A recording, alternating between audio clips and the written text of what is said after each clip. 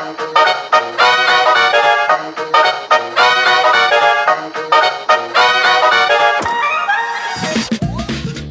everyone, and welcome to, I guess, what is the first of Everyday Analysis on Sublation Media. I'm now editor of Sublation magazine.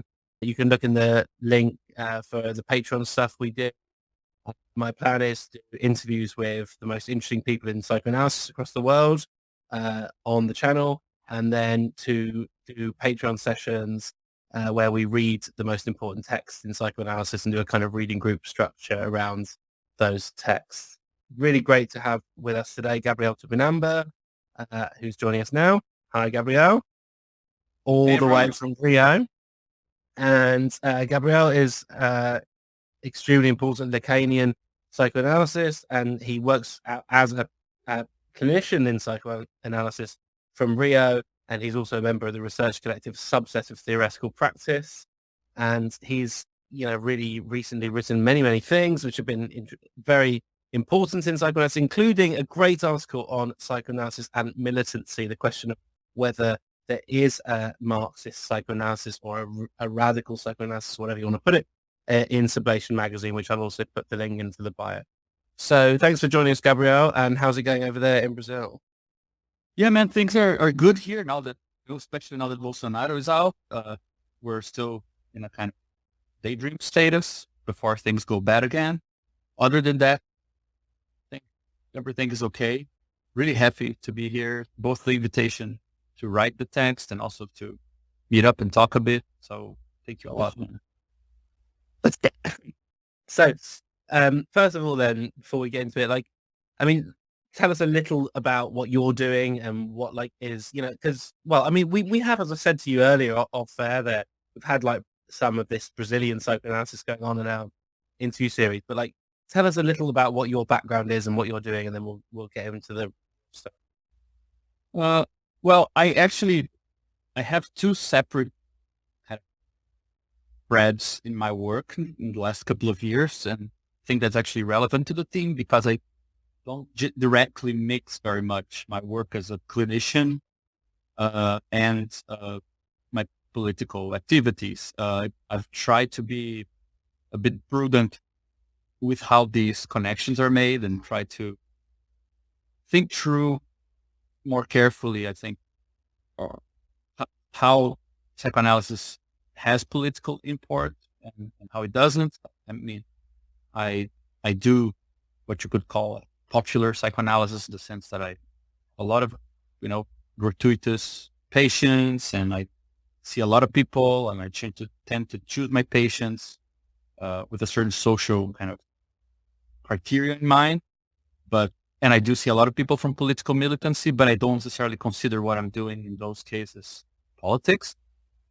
And on the other hand, I have, let's say, my own journey as a militant in different organizations. And currently I just left early last year, a collective that I was part of that did a lot of stuff. It actually dissolved. And currently I'm just part of a small research collective that's been my main work, kind of focusing on theory for probably the first time, just focusing on political theory and developing those things, but try not to directly pretend the two things connect. At the level of psychoanalysis and politics, the actual activities I've been doing the last couple of years, especially last year, I was, and I'm still involved with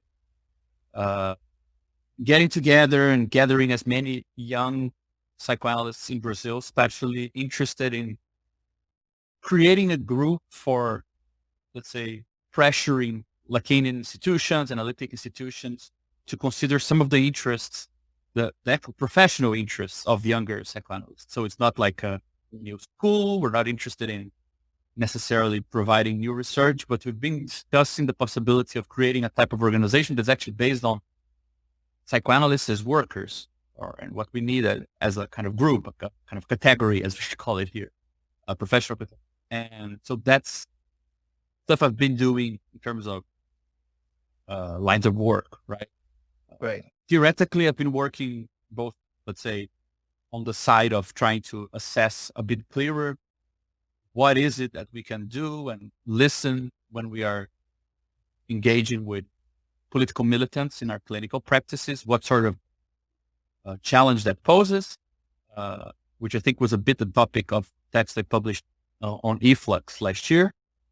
But also the other side, I'm slowly also trying to develop this a bit further. Okay, given some conditions, given a certain concern for kind of metaphorical uses of psychoanalysis in politics, what could be something like a contribution in that other direction?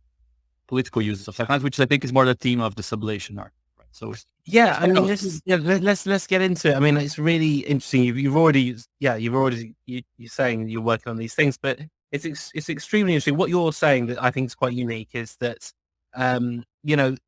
psychoanalysis and Marxism, we've heard this over the last dozens of years or so on, belong together in a certain way.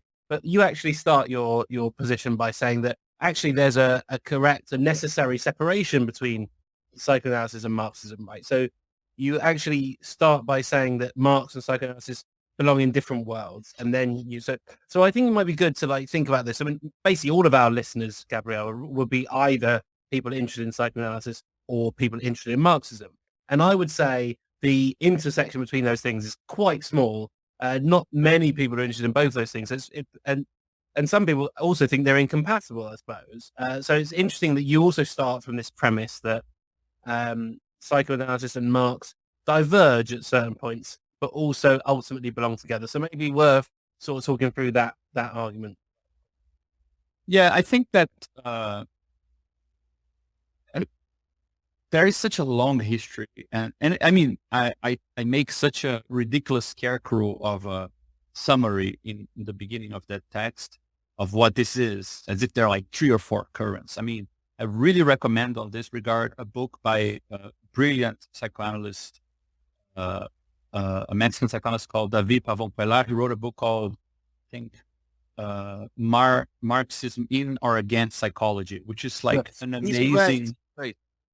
Yeah, it's an amazing kind of overview of so many different currents or ways of trying to mix these two things all through the century, 150 years worth of it. So you can see how diverse it is. But what I'd say, it's at least today, kind of big trends, they generally propose something like this.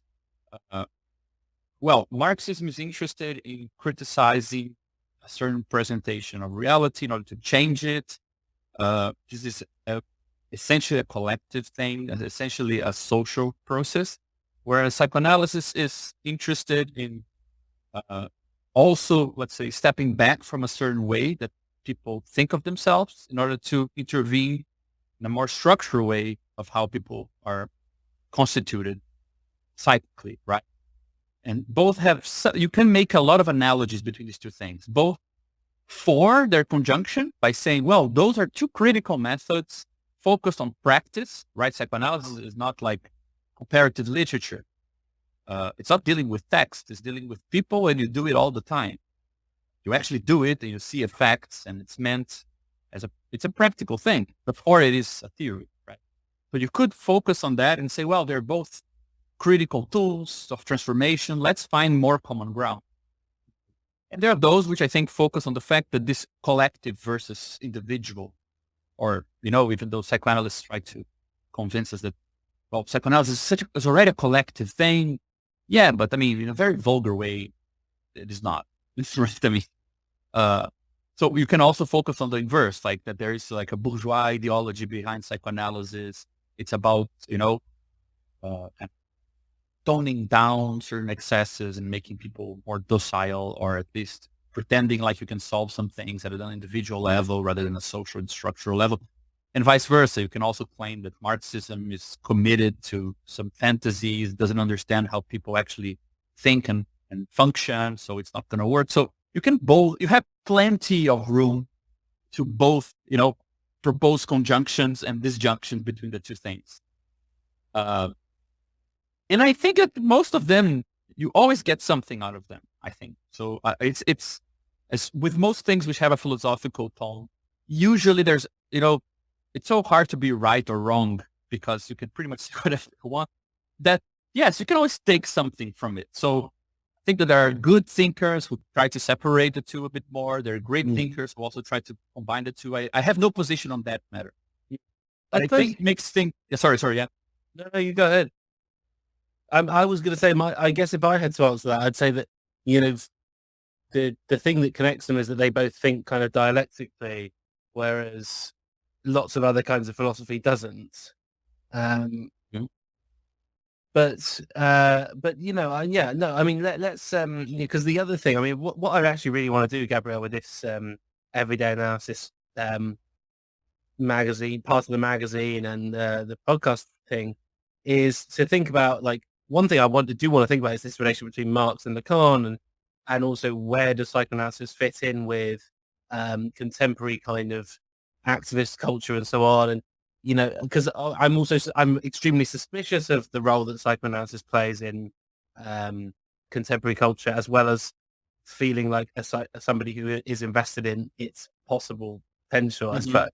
The other thing I'm really interested in is unpacking the relationship between theoretical and clinical psychoanalysis and so on. And both of these things are things you sort of really dig into really efficiently and really well in your article. And you try to, and I think it's really important to do so, pick out certain concepts in psychoanalysis. In your case, you talk about transference and you talk about free association as two particular things which can, let's say, make theoretical psychoanalysis, and clinical psychoanalysis sort of come together, because it's both theory and practice. But it's also those are also connecting points in your argument between the role of psychoanalysis and the role of Marxism, let's say. So, you do actually talk about transference and free association as things which do unite psychoanalysis with a collective leftist agenda, let's say. So maybe you could talk a bit about how you see these particular psychoanalytic functions as helpful to the agenda of leftism, let's say, or whatever you want. Yeah, I think this also needs to be a kind of historicized kind of approach to it, because I think that the Marx pipeline was tremendously important and a very precise moment in a very precise place. I think that in a certain sense, there is, Zizek, whatever you want to say of this guy, but,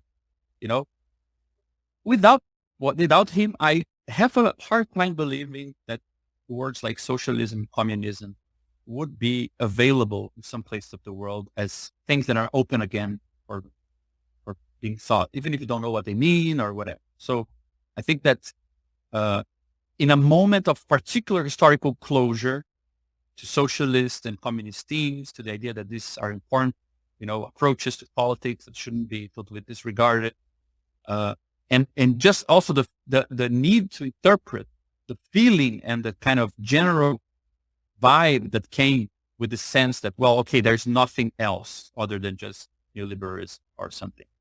Like the importance of Lacanian Marxists, I think, in that particular moment where there was a feeling of closure. It's a very European and American thing, to be honest. I don't think in Latin America, for example, that's how we felt.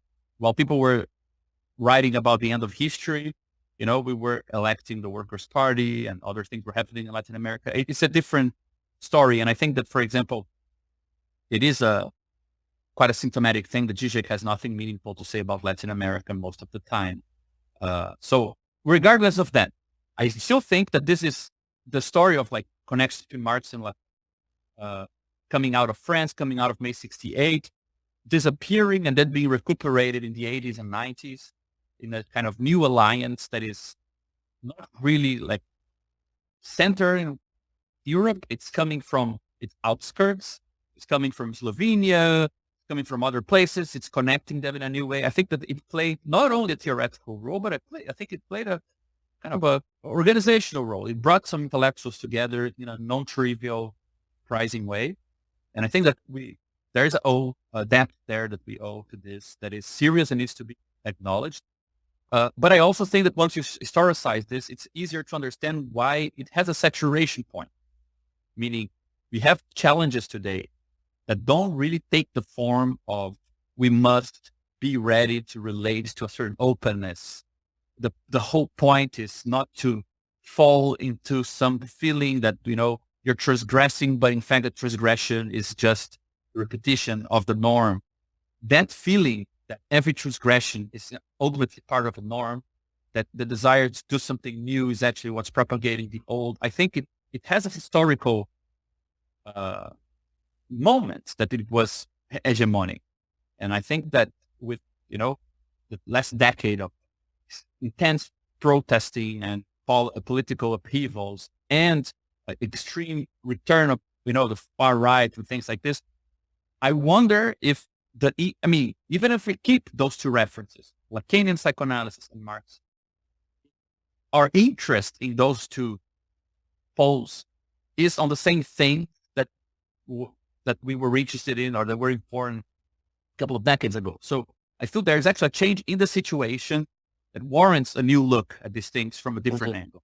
And for many reasons. If you forget, like if the kind of Lacanian Marxist alliance had never happened, we would still face this issue. For example, we have now, just thinking of Brazil, we have a whole bunch of young analysts who don't care about who Jacques Lamillard is or who fought with who in 1992 or whatever. But they have new problems for practicing psychoanalysis because the situation is dire economically and so on, and we cannot afford anymore to pretend like this practice doesn't have singular problems when it comes to being a worker, providing the service as an ordinary laborer. Like, what does it mean to practice psychoanalysis under these conditions? And we're starting to, I think, question the image that psychoanalysis produced of its own clinic, which is a very kind of prepackaged image for being kind of added to a discourse of subversion about how subversive the practice is, about how, kind of oiled to be associated with, Marxists and thieves, and how closely it resembles Lacan's own descriptions of it. When in practice, that's not really true. Yeah, I think analysis is messy. So this is already bringing us to a different look on psychoanalysis and Lacanian psychoanalysis. Doesn't mean we're abandoning it, letting it go, but it's a new type of interest. And I think something similar is happening to Marxism. I think that the figure of organizers, the figure of, the question of how do we make our protests and our political movements last? How do we go beyond some type of internal divisions on the left and deal with these internal conflicts? These things are becoming more interesting because things are happening. We're not just mourning the 20th century. So this is a new situation, and might be willing to look at these different fields from new perspectives. Perhaps the old association we made between the two things doesn't work anymore, but it doesn't mean that it didn't before. Before, I think we did find an interesting use to it. Yeah, no, I think that's a good, I suppose my question would be that, do you have a cynical sense that some of this taking up of psychoanalysis by the so-called left or liberal community is in fact doing precisely the opposite? Because, it seems to me that politics is happening less and less, or the mystification between where politics is happening and where it isn't happening, as Roncier would think of it, is mystified by psychoanalysis. So I think what I suppose, to put this in the most brutal and obvious terms, I think what you see today with the role of psychoanalysis in the Western world, and I'd be interested to know what you think in South America, is that it's become an aesthetic choice, really. And psychoanalysis has become extremely popular as in precisely the way in which liberal capitalism proceeds. It's, who hasn't got a new book out with Palgrave on psychoanalysis and robots or whatever it might be. It's in vogue or whatever that psychoanalysis should be a centerfold. But it also seems to me that this is parallel with a kind of receding of the political influence that psychoanalysis would have. So whilst we might think that psychoanalysis is emerging, and as you put it, that hopefully a left might emerge, I don't think these things are necessarily helping each other. I think that, a left will have... Do you see what I mean? Yeah, I must say I have I have that terrible thing, which is opinions about this topic. those are first, I I think that it's a double, it's a game that works both ways. I do think some things are less effective, subversive than they look like, but I also, because of that very reason, I think my denouncing of that is also less subversive and important. And so the ethical position I take instead is, let's just do everything and then stick to the things that work. So, I'm going to be the last guy that says a book on psychoanalysis and robots cannot be a good thing. I don't know. I can't tell. But if it is, you can count on me to help out. Like, show me what's going on and I'll help out. So I prefer never to discount things because they look ideological, because surveying ideology, obsessively looking for what's good and bad, I hate playing the fic, but it's kind of, can be ideological, I guess, right? So especially when we're so online all the time and feel the need to filter out what's good and bad to survive. So since that's also a survival mechanism sometimes, just to be able to kind of parse through everything, I rather step back from that. Though I do agree, I think it's factual that there is a lot of things happening. I've seen a lot of things using psychoanalysis that get me enthusiastic. I can see that there is a new kind of approach to psychoanalysis politics happening in the United States that is a bit closer to clinical practice, clinical cases, a bit less sectarian about Lacan and other people. So like the parapraxis guys and so on. I find it, I'm interested in it. I find everyone looks so smart, and I'm, find it an interesting thing. And there are other things happening. In Brazil, we have a lot of things. I think in Europe, perhaps not that many. I'm not just following. But then the others, unfortunate, that's not an opinion. That's a conviction that I have. And I think that to me is what actually kind of orients how I go about these things.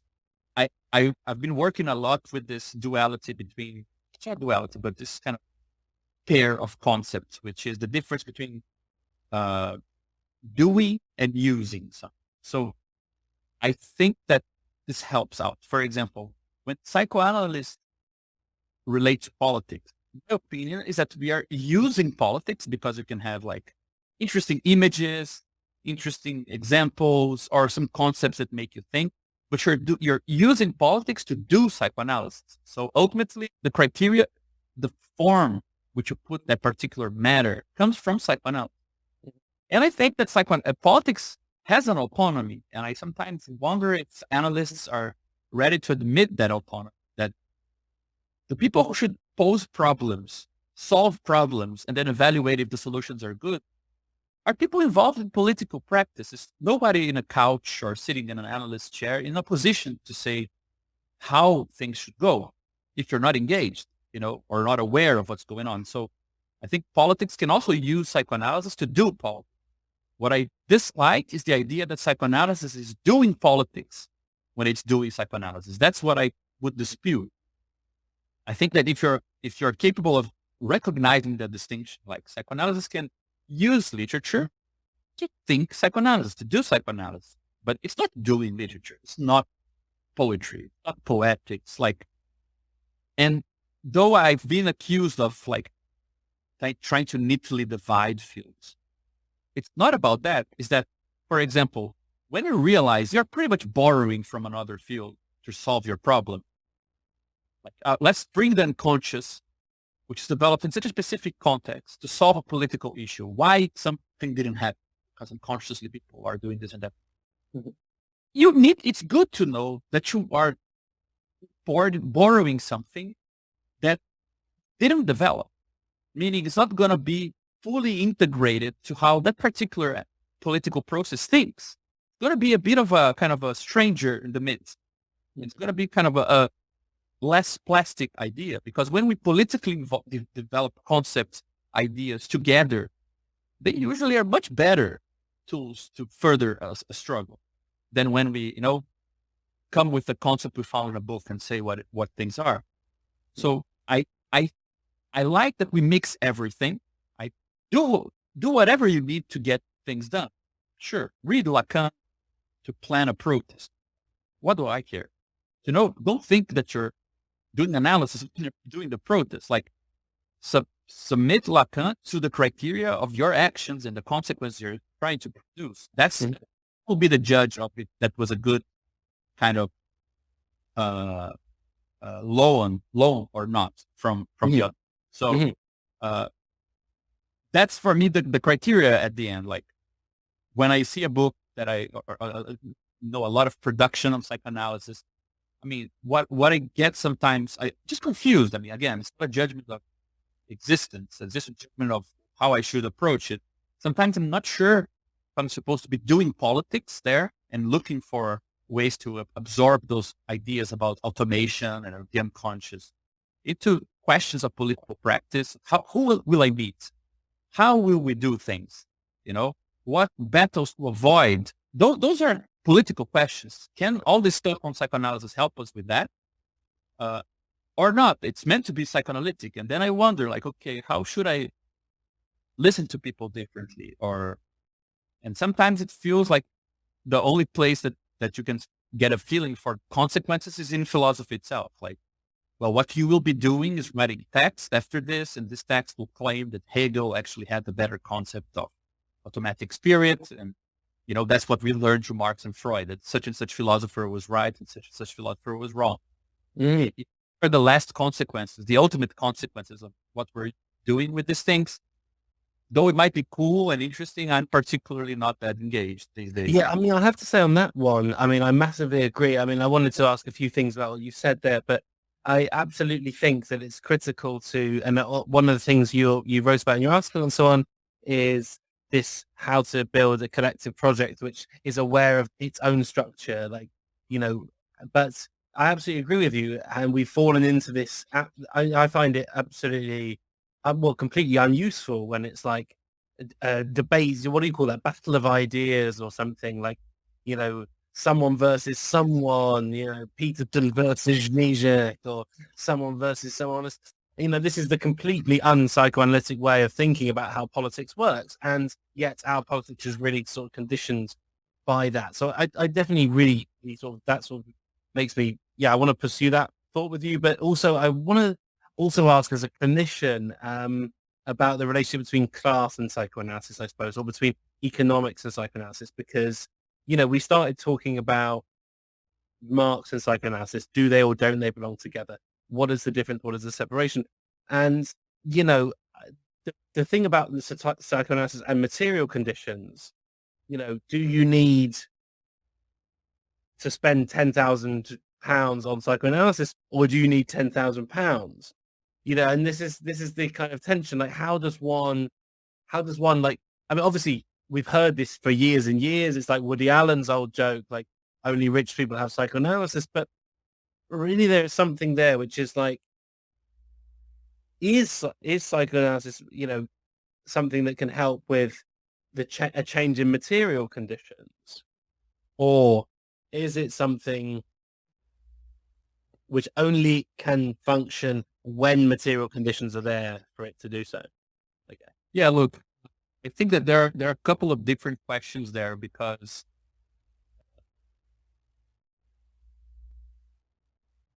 the first thing is that I'm sure you've seen this. Like I find it an enchanting phenomenon, which is it's really good for psychoanalysts be around people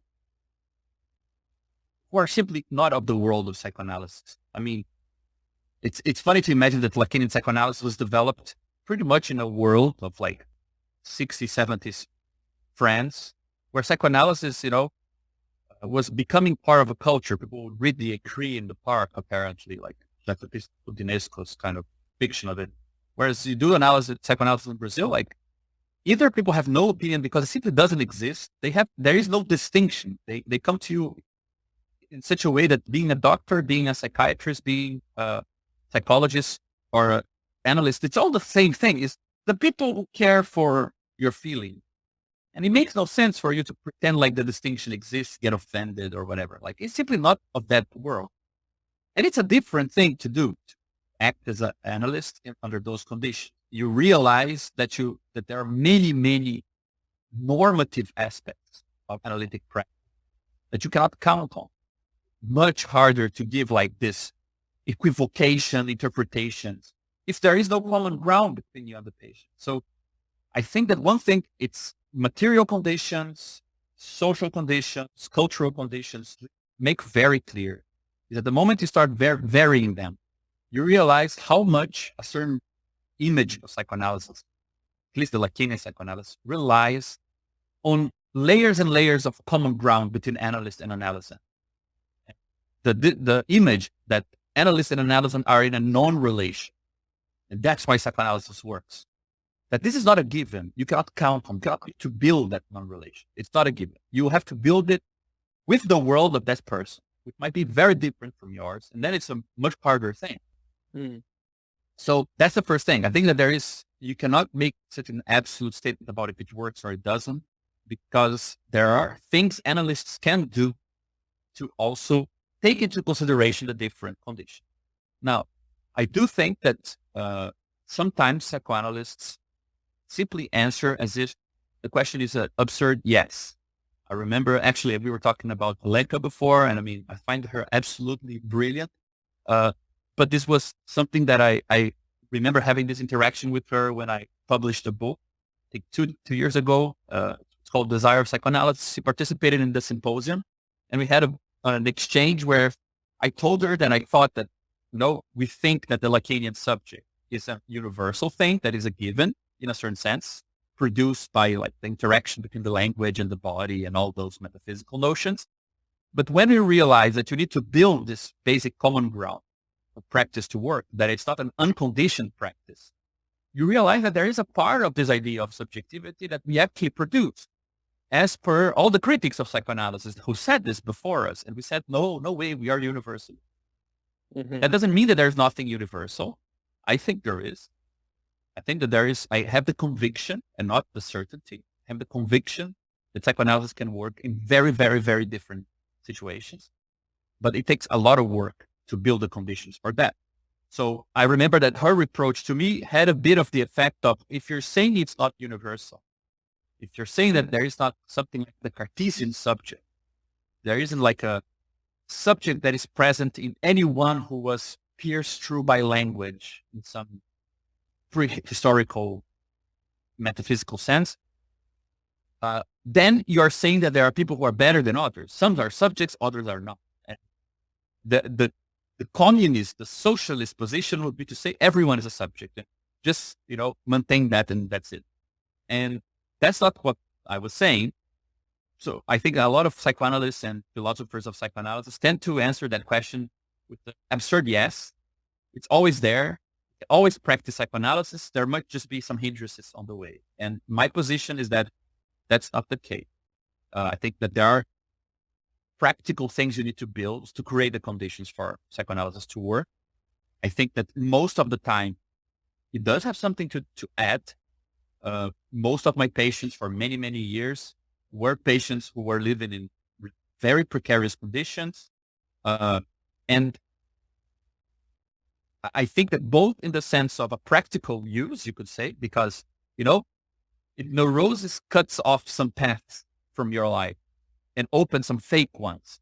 Like you think if you always try this crazy thing, it will work. Never does. You just repeat it. And then there are some paths you can take. You can take that job. You can do it, but you're so neurotic about it, you're going to sabotage yourself and fuck it up. Well, if you have 3 options, and one of them you're neurotic about, you only have 2. So it's better to have 3 if you're trying to get by. So I would say the opposite, that in some sense you can feel a practical import, especially there where material conditions make your choices count a lot. They cost a lot. Neurosis cost a lot to me. Yeah. I mean, so there's one thing. Sorry, just to complete. And the other side is that I do agree with the idea of a universal access to psychoanalysis that I think Alenka was pointing to, but in the sense that everyone should be entitled to something that is slightly useless as well, right? I mean, it's true that there's something in psychoanalysis that sounds a little aristocratic, like you're going to concern yourself with yourself for what end? Yeah, but everyone should be able to do that if they want, right? So in both senses, I think that it's a matter of looking case by case. Sometimes I told people like, man, I think you should get don't waste your money here. or you don't have time to be here.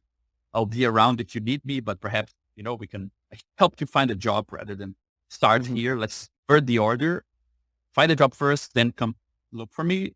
Other cases, no, it's good to find the means to make yourself available in those kind of different conditions. And ultimately, I do think that, I think we have plenty of evidence psychoanalysis is not meant to be an elitist practice, but that we practice, that's what it is. Yeah, but I mean, actually, what I was going to ask you when I was interrupting was also about this question of universality, and of course, and the critique with the Lenka there, because it seems to me that what I'd like to ask is this: I am with you insofar as this. It's not right to say that psychoanalysis works only on the Cartesian subject, because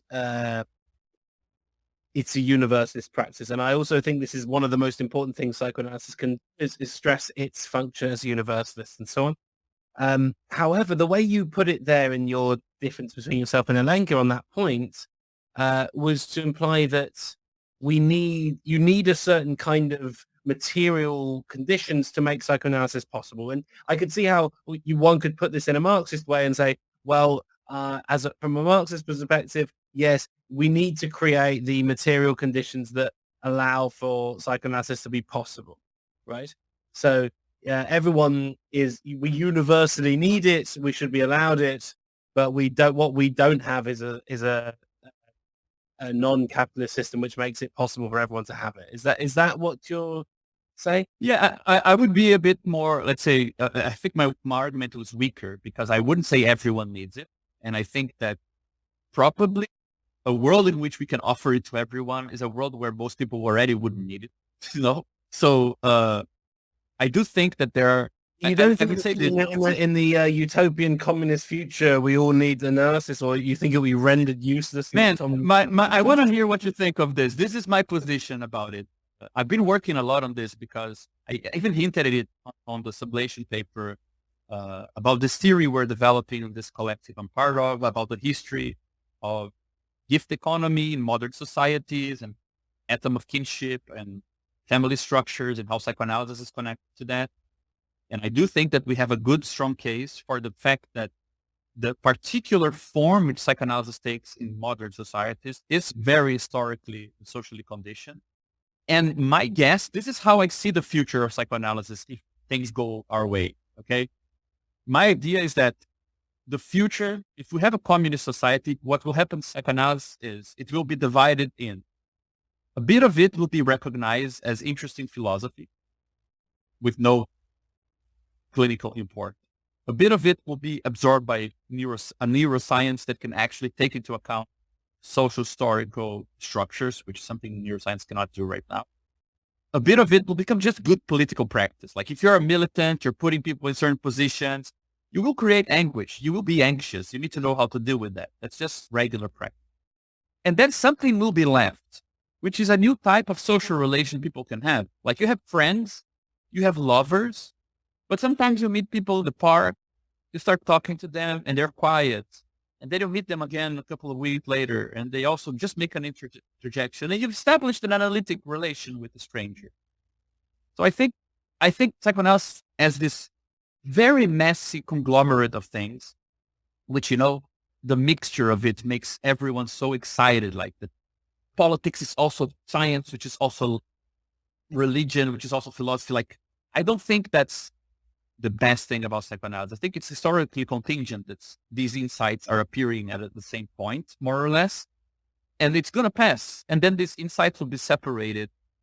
But I do like the idea that rather than clinical practice that you pay for as if you're sick, it's just the same way that, having friends is a way of getting counsel, getting a slap on the wrist when you do something shitty. And the same with lovers and relationships. You can have something like an analytic relationship with somebody else. I mean, yeah. I like something like that. I think it's like psychoanalytic fiction. I like something that direction. No, I mean, I agree with that point, and I think that what you explain in the article, I really hope people will read it because that is one of the most important points in my mind, that this transference plays out in other ways in different relationships and so on, and it's not but I mean, I suppose what I was thinking about when I was talking to you about that was, what do you think about sort of the, I suppose, the capitalization of psychoanalysis by capitalism, I guess.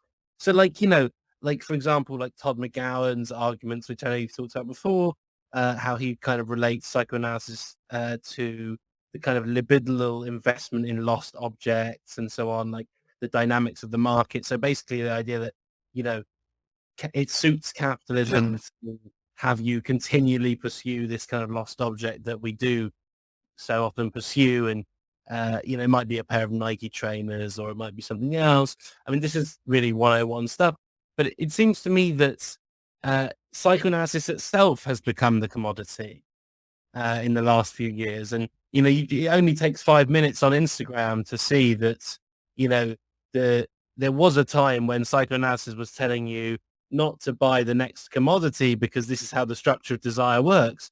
But actually somehow psychoanalysis has become the next thing in the chain of I just wonder what you mean. Yeah, I mean, I must say, I think that it is, I like to think, though I think I'm not totally justified, that I like to think of the online world of social networks, especially, as like little island that thinks it's like this huge world where it's like a small island. I know it's not exactly like that, but it just helps me cope. And I do think it's not such a widespread thing. And I do think it's interesting to see a trend that I think I've seen it before, of like this commodification of psychoanalysis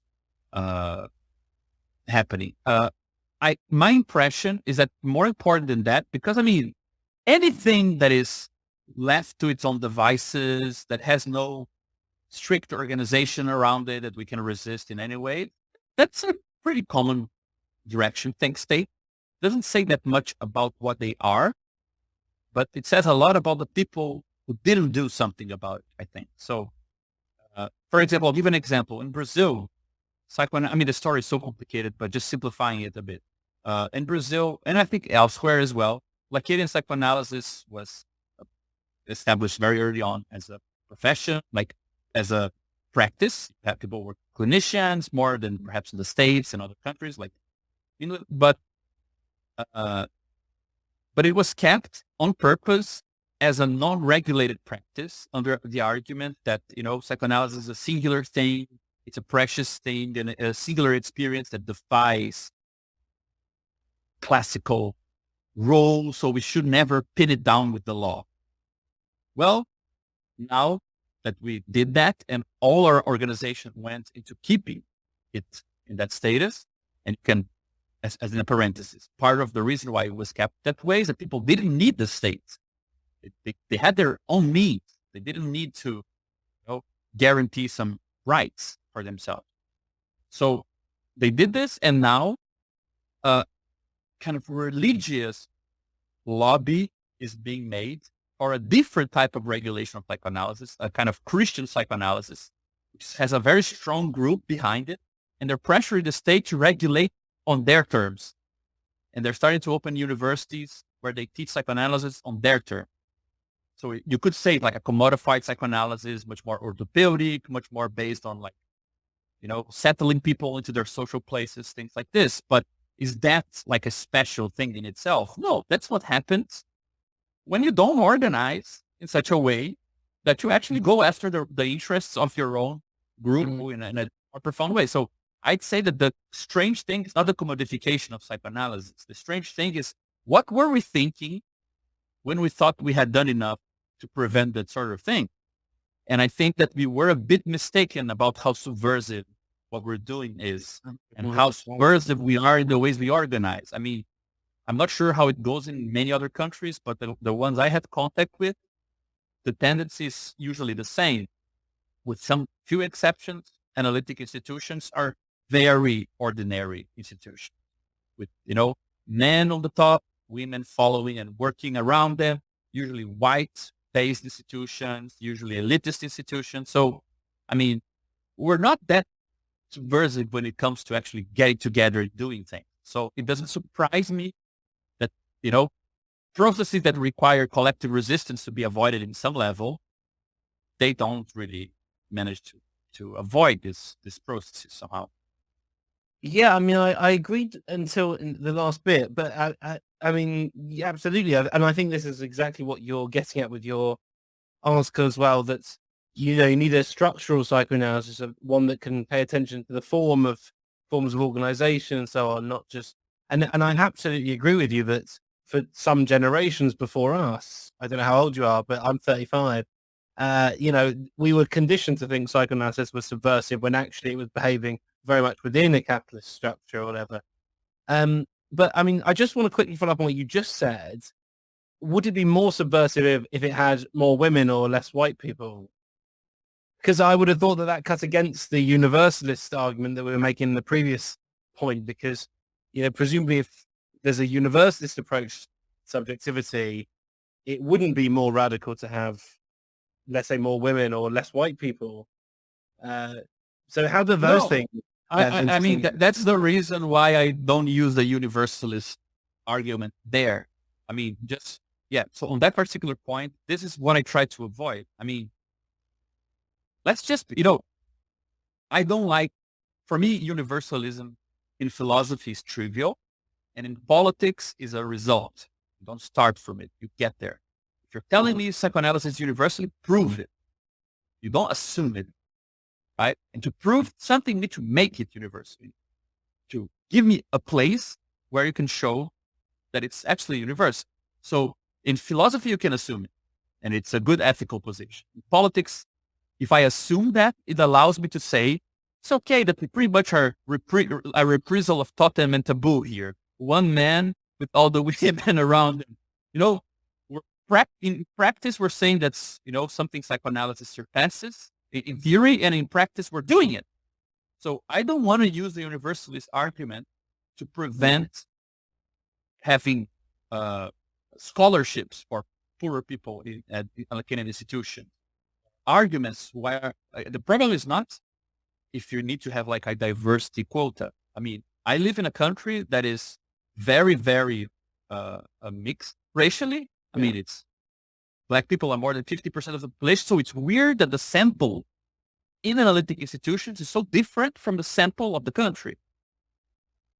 So it's not a matter of forcing something out of, some token kind of approach.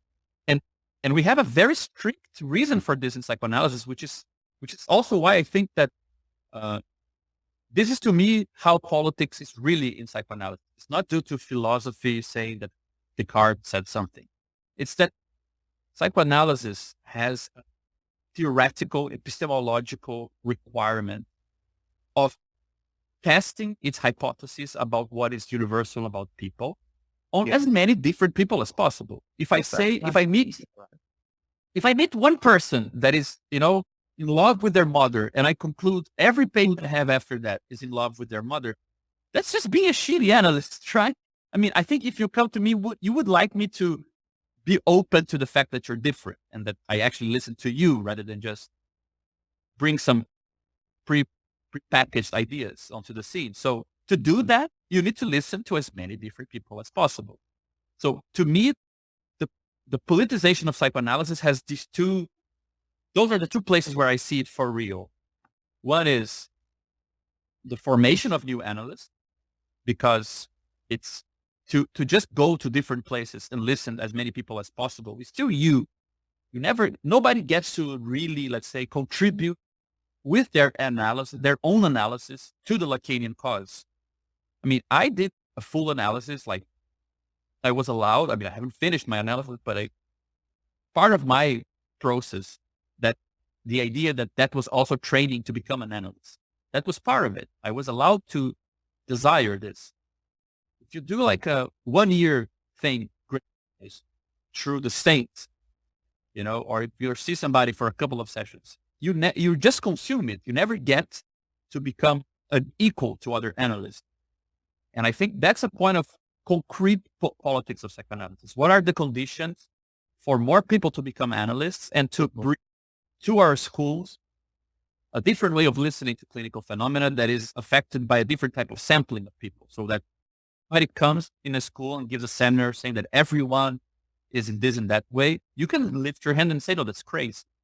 For example, to give an example, somebody says, which is something you might hear, well, people who are too religious, they all have this commitment to the whole and the all, and they don't allow for holes in their, subjective structure. That's bullshit, right? But you need to have heard other people in the clinic to be able to realize that that doesn't apply to everyone. And even better, you should have analysts who show that you can analyze people and have your own private religious life. Why should those two things be a problem, right? So that's a circuit of updating psychoanalysis where diversity is not a catchphrase for, let's just make it diverse and leave all the structural problems aside, which I think is a lot of the debate that happens in other parts of the world. It's actually a condition for psychoanalysis to remain fresh. So I think it's a bit orthogonal to that debate of, well, but if it's universalist, should we care for this thing? Yeah, but universality, psychoanalysis, it's coming from a different place, I think. No, I agree with that entirely. And I think that's an extremely good and important answer. I really think also, as you say, that the way you put it earlier on in that answer is I think perfect, that it should be the job of psychoanalysis to look for the universal, right? So it's not that, you're looking for the differences between people, but it's seeking for a universal. And it's also therefore your duty to test the psychoanalysis on as many different subjects as possible. And I haven't actually heard it articulated in that way. And I think it's an extremely compelling argument for the connection between, psychoanalysis and other forms of, progressive, proactive movements. What I would say is that I think that today, at least, I see three routes that I don't think they coincide directly, but I think all of them involve, let's say, more practical connection between psychoanalysis and politics. The first is this one, which I would begrudgingly call the politics of psychoanalysis, which is as a professional class, as a particular practice with particular condition. What can we do collectively to make it better and to make it more fair and to make it actually survive as a practice? Because as many other professions, capitalism makes it for a toxic environment to actually do your thing. So it's let's say the politics of psychoanalysts, it's the ordinary politics of any professional category. It's kind of hidden because the way that we present psychoanalysis to ourselves is as if we are not working and doing something regular and ordinary. Think of ourselves as this magician. So it becomes hard to address them. But that's the first point, the politics of psychoanalysts, I would say.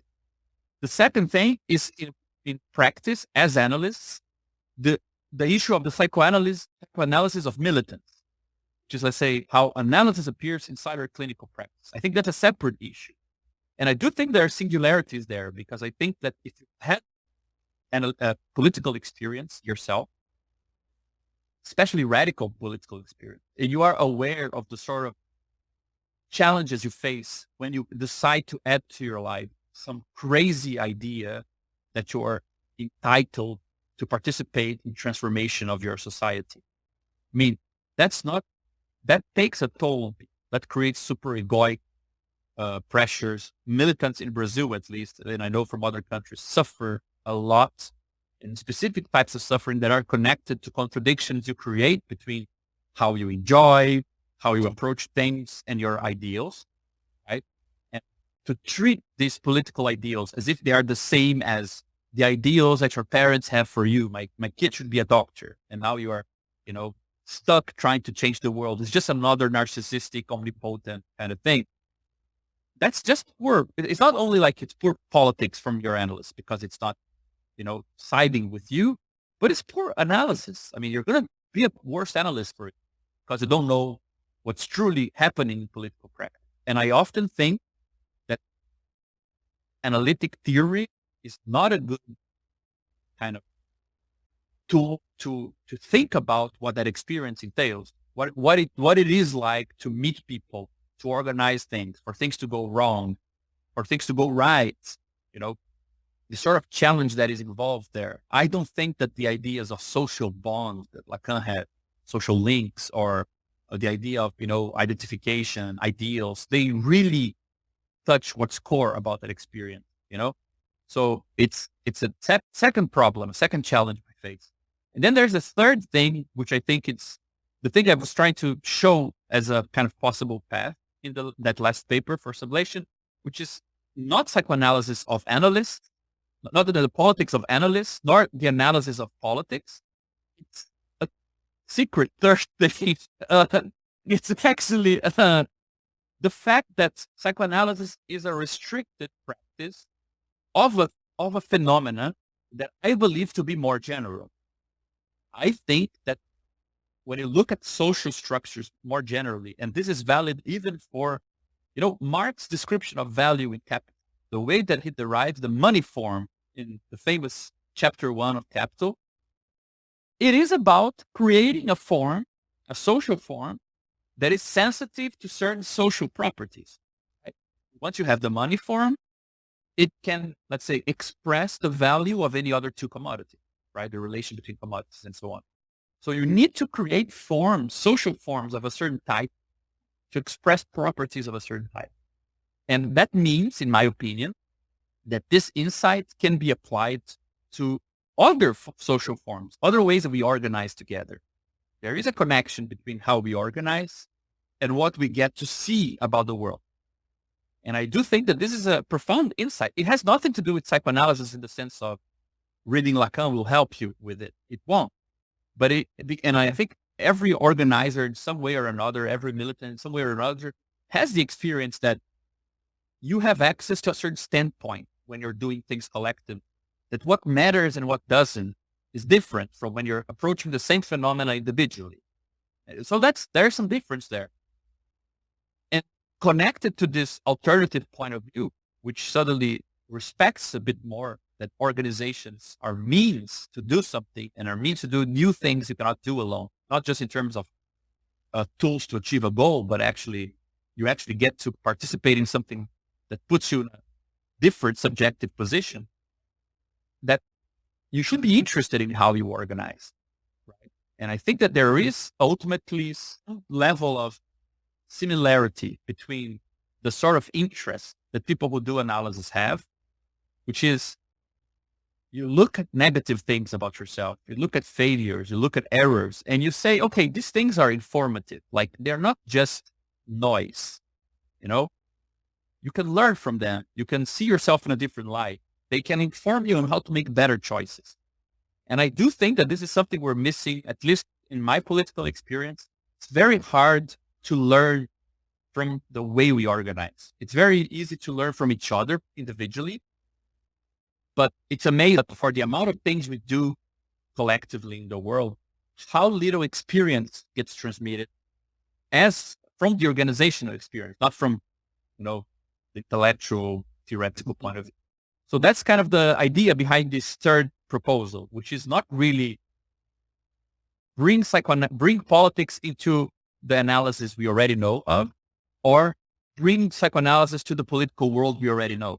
It's a different way of approaching it, where there might be more profound connections that take us just to some new tools on how to deal with, looking at our organizations and saying, okay, the decision of, is this more hierarchically structured or less hierarchically structured? Is that problem I had with communication with some other sector of my organization, is this problem telling me something about the world we're in, a possible tactic we should approach? There's something there which I think it's imminently practical, and not practical in the sense of militants will be analyzed, their personal neuroses will be evaluated, but in the sense that there is an analogy between being interested in your problems and sometimes realizing they are solutions and they're partial solutions and they can take you to a new place, and doing that at the collective level. So that this sort of thing. So I would say that there are these three different strands. You don't need to choose between them. They are all out there, but they are not really the same, right?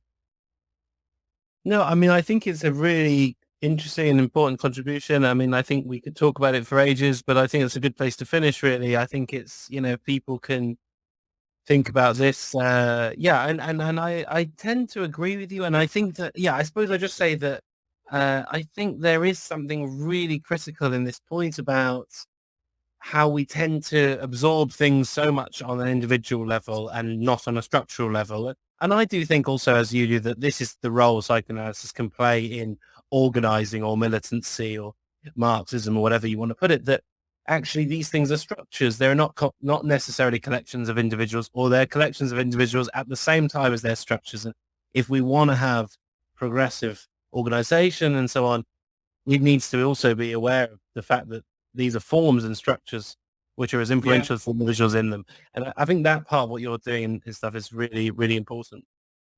I mean, I really think that there's something crucial there. I have the impression that if this is properly developed, we're just going to get, a bit more of, at the minimum, we'll get just a bit more of sensibility over how to look at the things we're doing, like that they matter as, people actively getting collectively together. And we should have, ultimately, I'll just end with this.